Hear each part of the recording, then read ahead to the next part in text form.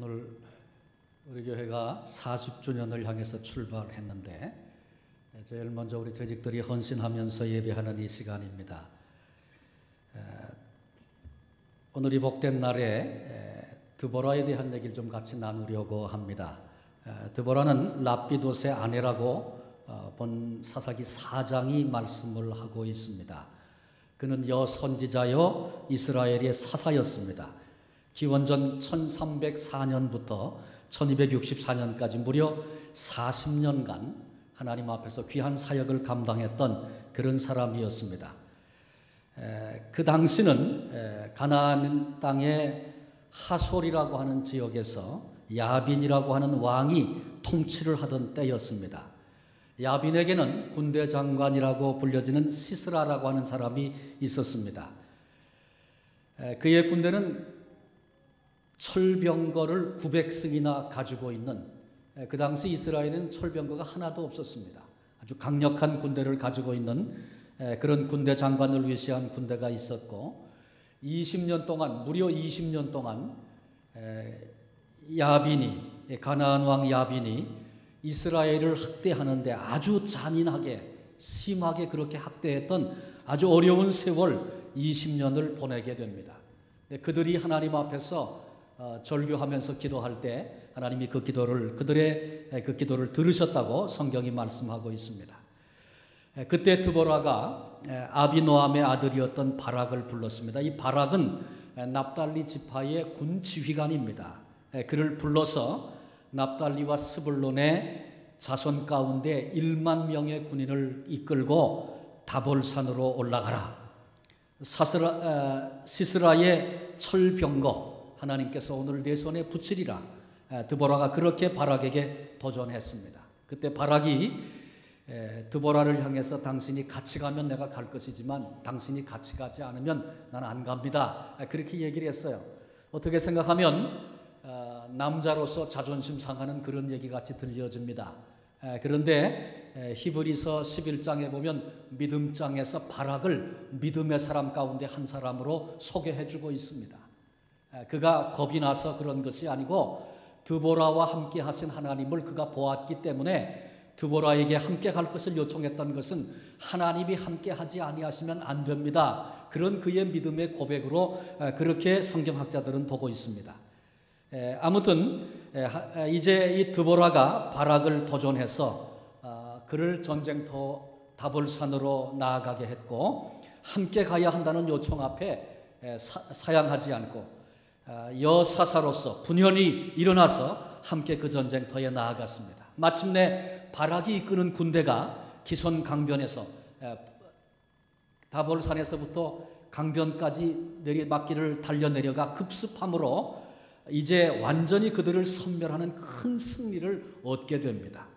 그리고 사사기 5장에 가면 드보라가 아름다운 필치로 시를 써가지고 하나님이 주신 그 승리, 정말 아무런 힘도 능력도 대적할 만한 용기도 없었던 이스라엘 민족에게 베푸신 하나님의 그 놀라운 승리를 드보라가 노래합니다. 이 드보라의 노래는 히브리 최고의 시 가운데 하나가 될 만큼 유대인들에게 익히 알려지고 사랑을 받는 그런 시가 됩니다.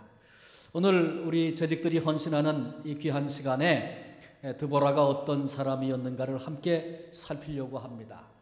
사탄의 도전이 넘쳐나는 이 시대, 그래서 우리 주님께서 십자가로 구원의 길, 생명의 길을 열어놓으셨음에도 불구하고 이단 사설이 횡행하고 그 다음에 거짓된 종교가 만연하고 각양 모습과 방법으로 이 땅의 수많은 인생들을 멸망으로 끌고 가고 있는 그런 이 어두움의 시대를 살고 있는 우리들에게 우리도 드보라처럼 일어서서 하나님의 영광을 위하여 영적인 싸움을 감당하고 드보라처럼 승리를 노래함으로 하나님께 영광을 올려드리는 그런 우리 승리하는 재직과 금년 한 해가 되기를 원해서 이 말씀을 함께 살피고자 합니다. 먼저 드보라는 사람들의 행동을 촉구했던, 도전했던 그런 사람이었습니다. 본문 14절에 보니까 드보라가 바락에게 일어나라 그렇게 명령했습니다. 이는 상대방으로 하여금 적극적인 행동을 촉구하는 그런 말입니다. 이미 일어나서 걷고 있는 사람, 이미 일어나서 뛰고 있는 사람을 향해서 일어나라고 말하지 않습니다. 여러분 돌아가서 사사기 5장을 그 다음 장인 5장 드보라의 그 노래를 한번 좀 읽어보십시오. 이스라엘 사람 전체가 얼마나 낙담하고 좌절해서 자기들을 20년이나 괴롭히고 있는 가나안을 향해서, 가나안 족속을 향해서 도전할 만한 아무런 용기와 힘도 없었던 그들의 모습을 그의 노래를 통해서 엿보게 될 것입니다.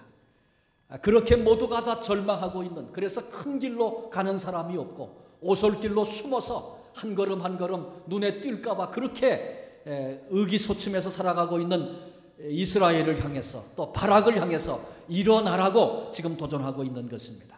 그렇습니다. 참신앙의 사람이란, 참된 일꾼이란 절박한 상황에 직면했을지라도, 상황이 힘들고 어려울지라도 뚜렷한 목적의식과 권위를 가지고 공동체를 향해서 행동을 촉구할 수 있는 그런 사람이어야 합니다. 행동을 촉구하는 결의에 찬 말 한마디가 공동체로 하여금 사기가 북돋아지고 일어서는 일에 결정적인 요인이 된다는 것 잊지 말아야 할 것입니다. 그런가 하면 위기의 때, 어려움이 찾아왔을 때 불신앙적인 말, 부정적인 말 그 한마디가 공동체의 사기를 저하하고 주저앉히게 만든다는 사실도 잊지 말아야 합니다. 그렇게 되면 공동체의 운명은 대단히 위태로워지게 됩니다. 그런데 절망하고 있는 사람들에게 용기를 북돋우고 주저앉은 사람을 일으키고 신앙의 말을 주고 도전하는 그런 일은 쉽지 않습니다. 주저앉아 있는 사람들을 일으키는 일은 쉽지 않아요. 그런데 어려운 일을 만났을 때 그들을 절망시키고 주저앉히는 일은 너무나 쉽습니다. 쉽게 그 일은 진행이 되는 것입니다. 여러분, 우린 다 기억하고 있죠. 모세가 12명의 정탐꾼을 가나안 땅에 보냈을 때 12명이 돌아와서 보고하는데 10명은 부정적인 보고, 불신앙의 보고했습니다. 그때 온 백성이 그 보고를 듣고 온 백성에게 악영향을 끼치고 밤을 새며 통곡하면서 불신앙의 얘기를 고했던 그들의 이야기를 성경을 통해서 우리는 이미 알고 있습니다. 단지 2명은 돌아와서 긍정적인 얘기, 행동을 촉구하며 신앙의 고백을 하며 하나님이 이미 우리에게 언약하시고 약속하신 저 땅을 향하여 우리 함께 나아가자고, 가서 우리들의 집을 믿음으로 지어보자고 행동을 촉구하며 도전했던 2 사람의 이야기 우리 기억합니다. 부정적인 얘기가 온 백성에게 악영향을 끼치고 마침내 40년을 광야에서 유리하는 그런 헛된 세월, 허비하는 시간들을 우리가 이스라엘 민족이 광야에서 살게 되었다는 것 알고 있습니다. 우리 예수님은 고난의 십자가를 앞에 두시고 의연하게 제자들에게 일어나라, 함께 가자 말씀하셨습니다. 자고 있는, 때와 상황도 알지 못한 채 주저앉아 있는 제자들에게 행동을 촉구하며 십자가는 무서워 피해야 할 것이 아니라 우리가 믿음을 가지고 순종하는 가슴으로 오히려 도전하며 나아가야 할 일이라고 그렇게 주님은 말씀하시면서 귀한 본을 우리에게 보여주셨습니다. 저와 여러분이 살고 있는 오늘 이 시대, 우리들이 살고 있는 이 땅, 얼마나 어려운 일들이 많은지 모릅니다. 경제적인 위기 때문에 전 세계가 흔들흔들합니다. 영적인 위기가 찾아와서 교회와 기독교를 향한 강력한 도전들이 나라마다 벌어지고 있는 것을 바라보게 됩니다. 지금 참 놀라운 부흥을 경험했고 세계 선교에 큰 일을 한다고 하는 우리 한국 교회들이 얼마나 한국 사회로부터 많은 도전을 받고 있는지 몰라요. 교회 안에 어두움이 찾아와서 위기임을 우리 모두가 다 절감하고 있습니다. 이 땅에 낙심케 만들고 힘들게 하고 지치게 하는 그런 일들이 이 땅에 얼마나 많은지 모릅니다. 그래서 많은 사람들이, 많은 성도들이, 많은 교회들이 머뭇거리고 있습니다. 누가 이때 일어나서 하나님을 향한 믿음을 가지고 이 길을 가야 한다고 도전하며 행동을 촉구하겠습니까? 오늘 드보라처럼 금년에 재직으로 하나님을 섬기게 된 사랑하는 우리 재직 여러분, 일어나십시다. 우리도 드보라처럼 이 시대를 향해서, 우리 교회를 향해서, 성도들을 향해서, 우리 공동체를 향해서 모두가 다 부정적이고 힘들고 어렵고 잘 안 되는 거 바라보고 낙심하고 있는 이런 세대 속에서 하나님이 우리와 함께 하신다고, 하나님이 우리에게 비전을 주셨다고 도전하며 믿음의 고백을, 긍정적인 고백을, 결단을 촉구하며 그렇게 우리 함께 나아갈 수 있는 그런 귀한 일꾼들이 되시기를 바랍니다. 우리가 기도하면 하나님께서 응답하십니다. 하나님을 신뢰하고 나아가십시다. 하나님은 전능하신 하나님이십니다. 낙심의 자리에서 우리 모두 일어나십시다. 그리고 묵묵히 우리의 길을 갑시다. 나 스스로에게도 그렇게 도전할 뿐만 아니라 내 주변에 낙심하고 절망에 빠져 있는 사람들이 있다면 오히려 그들을 향하여 이같이 도전하며 함께 일으킬 수 있는 이사명이 오늘 우리에게 있다는 사실을 잊지 말아야 할 것입니다. 한번 점검해 보십시오. 나는 나를 만나는 사람들에게 격려를 주고 용기를 주는 사람입니까? 나를 만나는 사람들 나하고 얘기하고 대화하면 긍정적인 생각을 갖게 되고 믿음의 생각을 갖게 되고 용기를 얻게 되고 그렇습니까? 아니면 나를 만나 잠깐 얘기하면 좌절하고 낙담하고 힘이 빠져하고 지치게 되고 그런 것은 아닙니까? 우리가 감당해야 할 역할이 있다는 사실 결코 잊지 말아야 합니다. 오늘 우리로 인해서, 나로 인해서 이 땅에 행동하는 그리스도인의 수가 더해져 가도록 소중한 역할을 감당할 수 있는 사랑하는 재직들과 금년 한 해가 되어지시기를 주님의 이름으로 축원합니다. 두 번째로 드보라는 때를 알았습니다. 본문 14절에 보니까 드보라가 바락에게 말합니다. 이는 여호와께서 시스라를 내 손에 붙이신 날이라.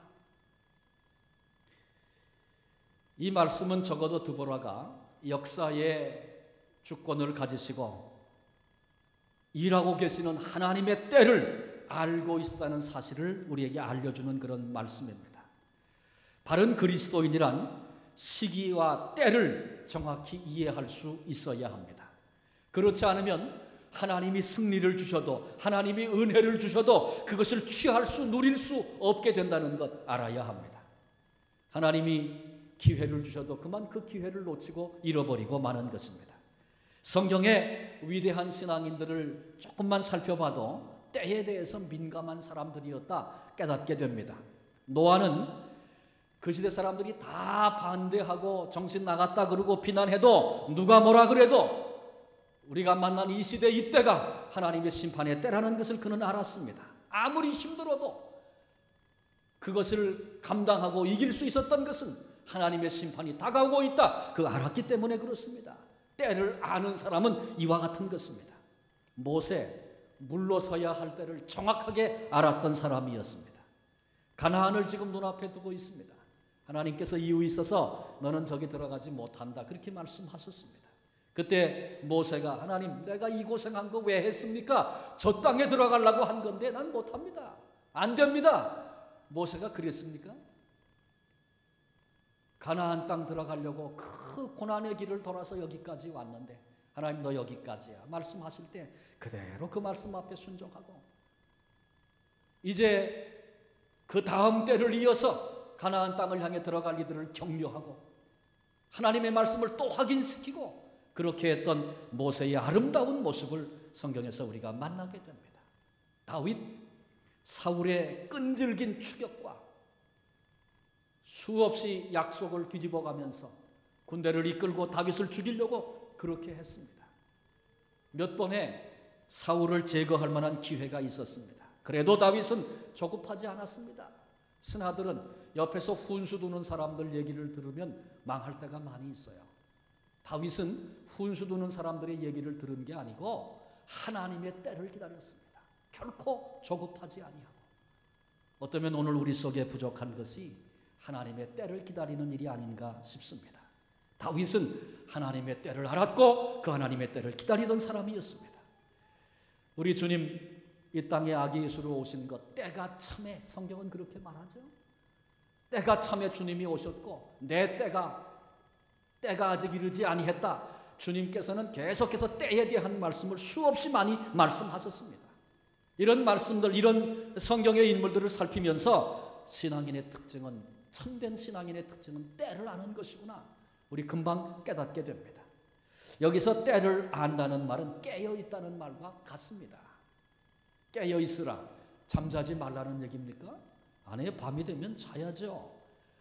잠 안 자면 하루 종일 정신도 없고 그렇잖아요. 잘 때는 자야 하는 것입니다. 그런데 성경은 이때는 마땅히 자다가 깰 때다 그렇게 말하고 있습니다.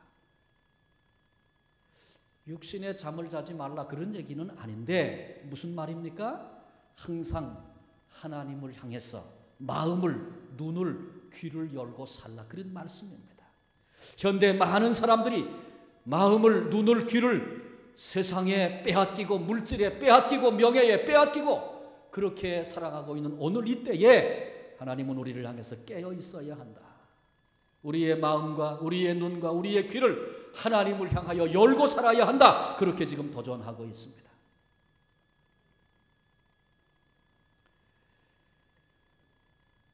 깨어서 경성하라. 이 시대를 분별하라. 마음과 눈과 귀를 하나님을 향하여 열고 이 시대를 분별하라. 적어도 드보라는 하나님께서 시스라를 오늘 바라게 손에 붙이신다. 내 손에 오늘 하나님이 그를 붙이신다. 이것은 단순하게 드보라가 기분에 그런 것 같다 그런 거 아니고요. 철저하게 하나님을 향하여 마음과 눈과 귀를 열고 살았기 때문에 하나님께서 드보라에게 말씀하시고 가르쳐 주신 일입니다. 하나님은 오늘도 말씀하시는 분이시죠. 그런데 우리의 마음이, 우리의 귀가, 우리의 눈이 닫혀 있으면 하나님이 말씀하셔도 듣지 못하고 깨닫지 못하는 것입니다. 눈과 마음과 귀를 열고 있던 드보라가 깨어있는 자여서 하나님의 음성을 들어 그 때를 알게 된 것입니다. 이때는 어떤 때입니까? 오늘 우리가 살고 있는 이 시대 어떤 시대입니까? 우리는 여러 가지 성경의 말씀을 보아서 이 시대가 마지막 시대다 그렇게 얘기합니다. 말세중 지말이라는 얘기를 저는 어려서부터 들었습니다. 그래서 사람은 둔하기 때문에 평생 그런 얘기 좀 들으면 아이고 그건 아직 멀었나 보다 이렇게 되기 쉬운 것이 우리 인간입니다. 하나님께는 하루가 천년 같고 천년이 하루 같은데 그런데 하나님이 이끄시는 역사 가운데 말세중 지말을 저와 여러분이 살고 있다는 사실을 여러분이 잊지 말아야 할 것입니다. 주님은 그렇게 말씀하셨습니다. 밤이 깊어가면 새벽이 가까운 것이다. 밤이 깊어가면 새벽이 가까운 것이다. 여러분 영적인 밤이 깊어가고 있다는 사실을 아십니까? 영적으로 혼탁한 깊은 밤이 벌써 시작이 되었습니다.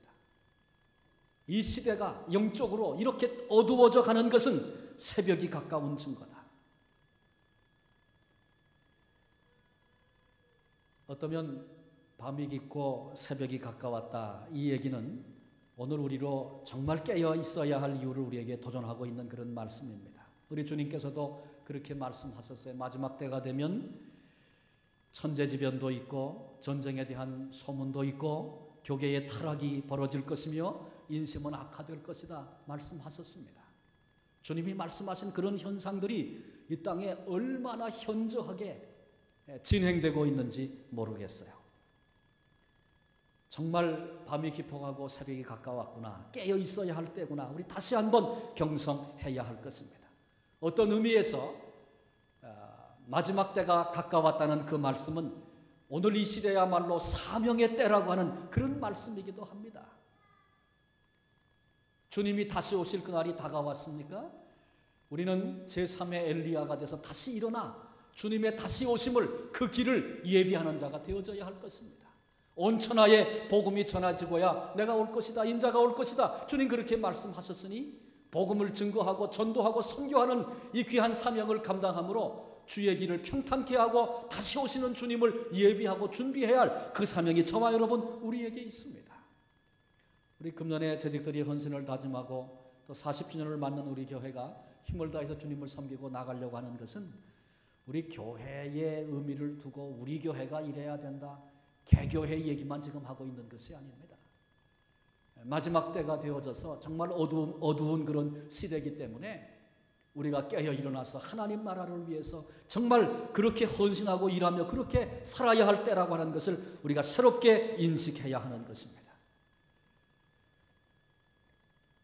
그래서 우리 개인에게 주신 기회, 개인에게 주신 사명, 우리 교회에게 주신 기회, 교회에게 주신 사명이 있는데 그건 놓치지 말아야 합니다.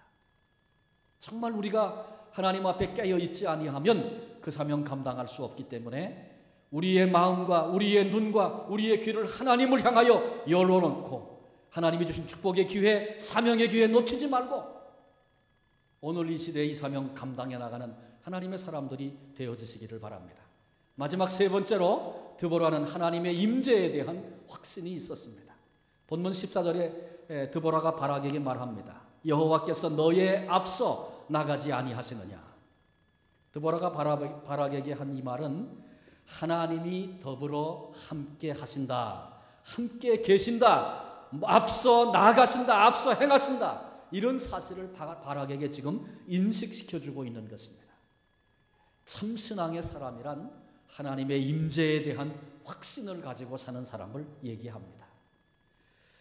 하나님께서 우리와 함께 하시면 아무리 큰 위기를 만났어도 역사가 거꾸로 가는 것 같고 온통 희망이 보이지 않는 어두움 속이라 할지라도 바로 거기서도 승리를 확신할 수 있는 것입니다. 그러니 하나님의 임재는 성도된 우리로, 사명을 맡은 우리로 담대하게 오늘을 살 수 있는 원동력이 되고 능력이 되는 것입니다. 하나님에 대한 임재에 대한 확신이 없다면 우리는 이 땅을, 오늘 이 시대를 우왕좌왕하며 살 수밖에 없는 것입니다. 마가복음 4장 35절로 41절에 보면 한 번은 예수님께서 제자들을 데리시고 배를 타시고 함께 갈릴리 건너편으로 지금 가시고 계십니다. 우리 주님은 고물에서 베개를 베시고 아주 편히 주무셨습니다. 그런데 그때 큰 풍랑이 일었어요. 바다에서 잔뼈가 굵은 어부 출신의 베드로를 위시해서 제자들이 그 풍랑과 싸우기 위해서 애를 썼습니다마는 도저히 버텨낼 재간이 없었습니다. 급기야는 주무시는 예수님을 깨우면서 너무 당황해서 우왕좌왕하면서 어쩔 줄 몰라 하면서 예수님, 우리가 다 죽게 됐는데 왜 우리를 버려두십니까? 그리고 주님을 깨웠어요. 그랬더니 그때 주님께서 잠에서 주무시다가 일어나셔서 제자들을 향해서 뭐라고 말씀하십니까?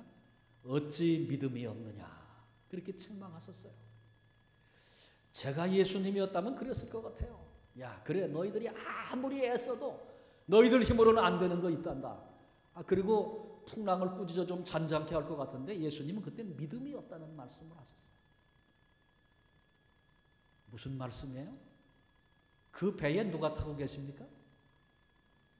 그 배에 누가 타고 계세요? 예수님이 타고 계세요. 지금 예수님 주무시고 계시잖아요. 어쩌면 주님께서 주무시면서 그 풍랑과 상관없는 자리에 계신 것처럼 그렇게 지금 보여지는 것은 그들의 믿음이 어떠한가 보시기 위한 주님의 의도일 수 있습니다. 주님은 거기 주무시고 계셨어요. 그 배에 주님이 계셨어요. 제자들이 예수님을 쫓고 따를 때는 하나님의 아들입니다 고백 가지고 그의 부르심 앞에 메시아라고 고백하면서 자기의 삶을 다 포기한 채 예수님을 따르는 사람들 아닙니까? 그런데 메시아가 하나님의 아들이 이 땅에 와서 배 타고 나갔다가 배에서 풍랑 만나 빠져 죽었더라, 뭐 그렇게 되겠습니까? 그럴 리가 없지 않습니까? 예수님이 함께 배를 타고 가셨는데 그 배가 풍랑에 빠져가지고 다 죽겠어요? 그럴 일이 있을 리가 없죠. 지금 그들이 잊어버린 건 뭐예요? 예수님이 여기 함께 계신다, 예수님이 임재해 계신다. 주님에 대한 임재의 확신, 하나님의 임재에 대한 확신이 없으니까 의심하고 당황하고 두려워 떨고 우왕좌왕하고 인생이 누구라도 그렇게 되는 것입니다. 주님이 그 부분을 믿음이 없다 그렇게 책망하셨습니다. 여러분, 우리는 어떻습니까? 수많은 위기가 우리 곁을 지나갑니다. 우리 가정이 위기 앞에 노출될 수도 있고 이 시대 교회들도 많은 위기 앞에 대면할 때가 있습니다. 그런데 그때 하나님이 우리와 함께 계신다, 하나님의 임재에 대한 확신이 있느냐, 이 믿음이 있느냐 없느냐에 따라서 행동은 판이하게 달라질 수밖에 없는 것입니다. 다니엘과 그 세 친구들, 풀무불, 사자굴, 정말 곧 그냥 죽을 수밖에 없는, 더 이상 아무런 소망도 기대할 것이 없는 그런 아주 절망적인 상황 앞에 그들이 대면하여 섰습니다마는 그들이 그때에도 초라해지지 않고 추해지지 않고 비굴해지지 않고 멋지게 믿음을 지킬 수 있었던 이유가 무엇입니까? 오직 하나, 하나님이 우리와 함께 계십니다. 그 믿음 가지고 사자굴도 굶주린 사자의 입도 막게 됐고 7배나 뜨거운 풀무불, 쇠도 녹이는 풀무불도 그들을 살할 수 없는 그런 승리를 그들이 얻게 된 것입니다.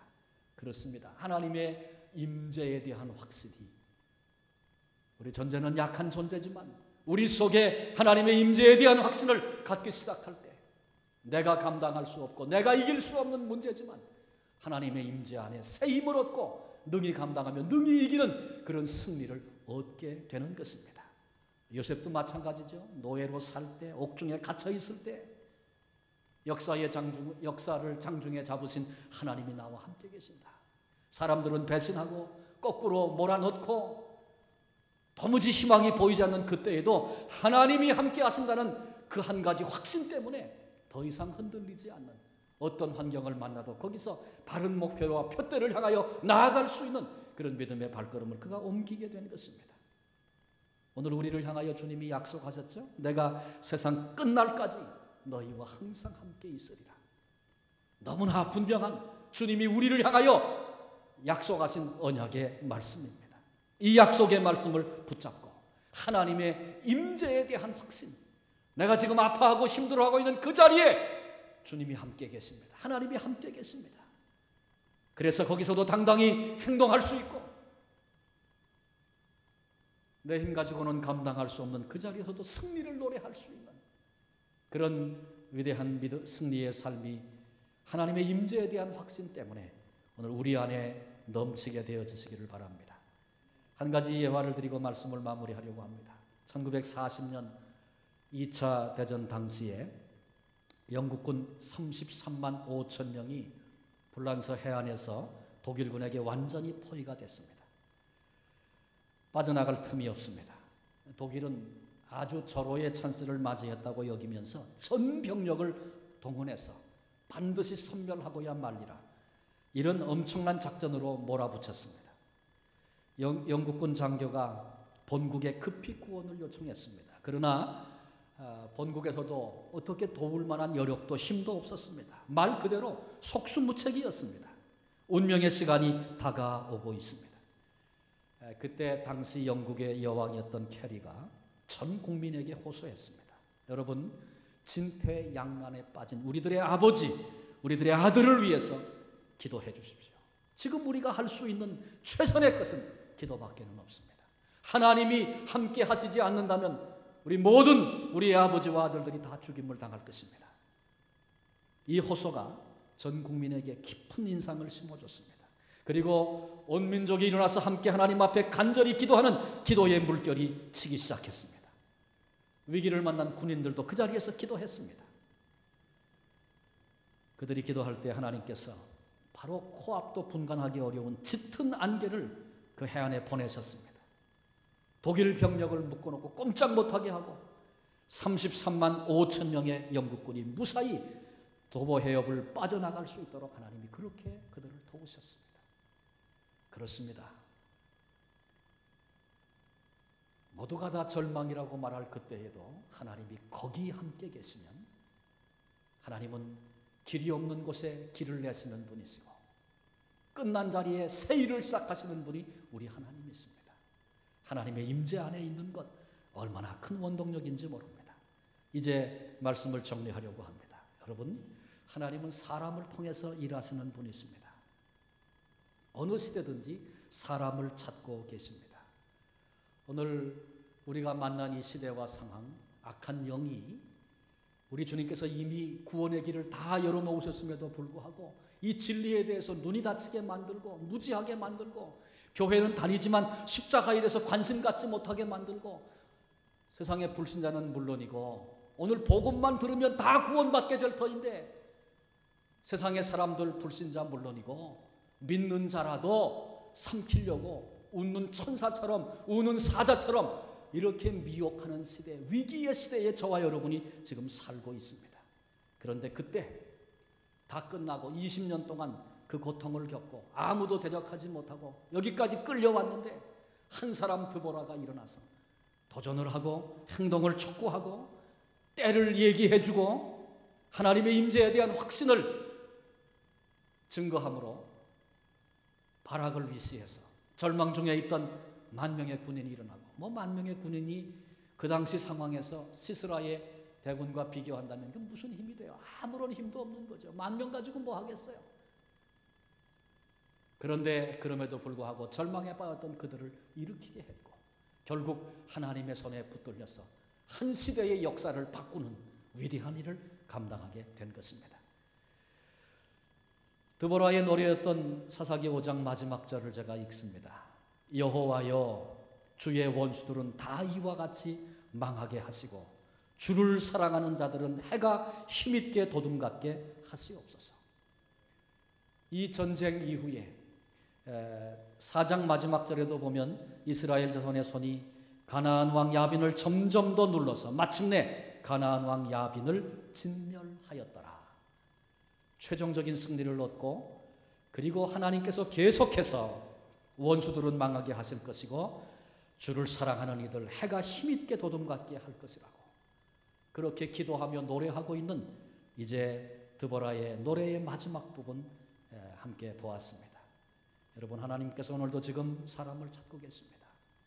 지금이 기도해야 할 때라고, 지금이 하나님께 정령 소망을 두어야 할 때라고, 오늘 지금이 진정 우리에게 믿음이 필요할 때라고 도전하면서 주님께서 우리에게 위임하여 맡기신 사명 앞에 일어서서 하나님의 임재를 확신하며 나아갈 한 사람을 하나님 찾고 계십니다.